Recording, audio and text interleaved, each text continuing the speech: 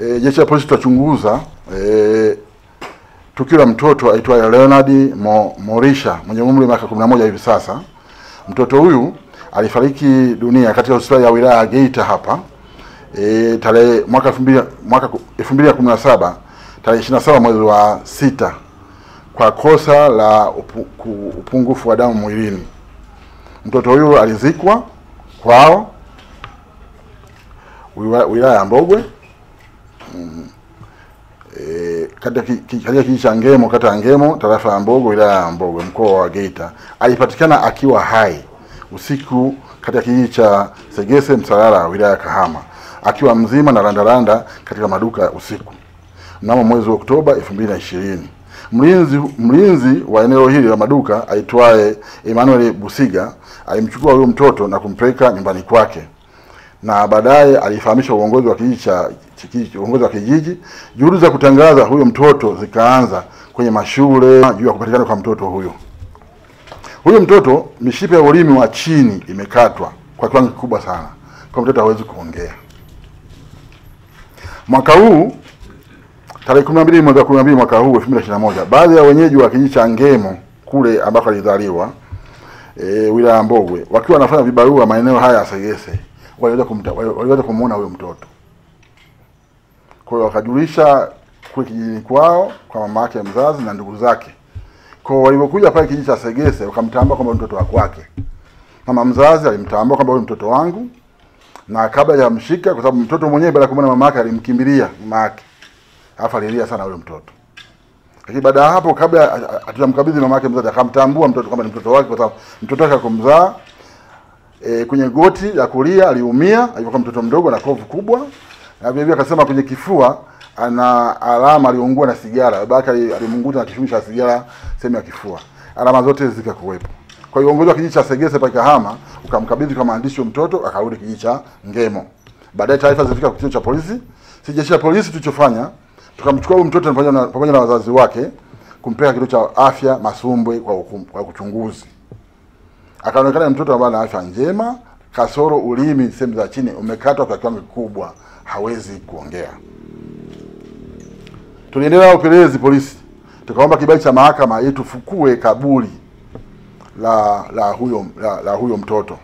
Lakini mtoto mwenyewe alifika kijiji cha kwao, bali kijijini kwao, aliweza kutambua nyumba yake, kila kitu, na marafiki zake alikuwa anacheza nao aliweza kuwatambua.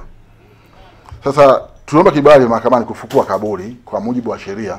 Jana tarehe 16 tumefukua kaburi lake majira ya saa 4 asubuhi. Mbele ya mamake mzazi, mbele ya wananchi wote eneo hili la kijiji cha Ngemo.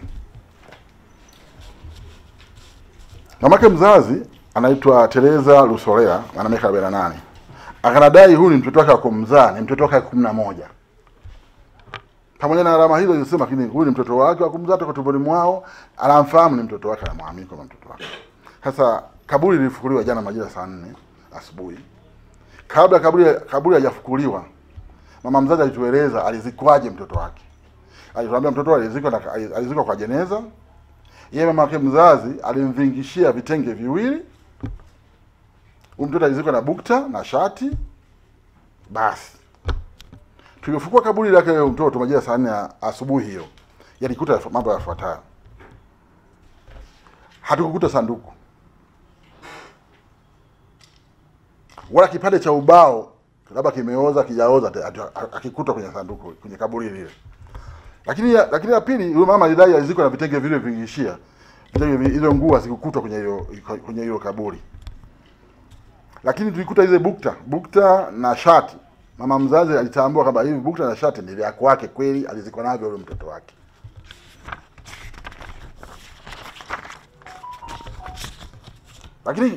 Lakini kwenye kaburi hilo nilikuta kitu kingine cha ajabu. Nilikuta suruali ya mtu mzima. Mama mzazi wa mtoto alitambua kwamba hii suruali ni ya mume wake ambaye alifariki mwaka 2019. Alifariki kwa kidonda. Alipanda pikipiki, exhaust ya pikipiki ilimuunguza sana kidonda, aishikishwa kupona. Kwa hiyo hiyo suruali alitambua ni suruali ya mume wake alifariki 2019. Mume wake anaitwa Morisha John. Katika mazingira kama haya, sisi jeshi la polisi tuchukua sampuli mbalimbali kupeleka kwa ajili ya uchunguzi. Uchunguzi wa kisayansi utatuambia ni kitu gani kilichojiri. Macho ya kawaida kanda hii ya ziwa wanadai mtoto ni huyo huyo alichukuliwa Msukule. Sasa sayansi itatuambia ni kitu gani kilichotokea pale.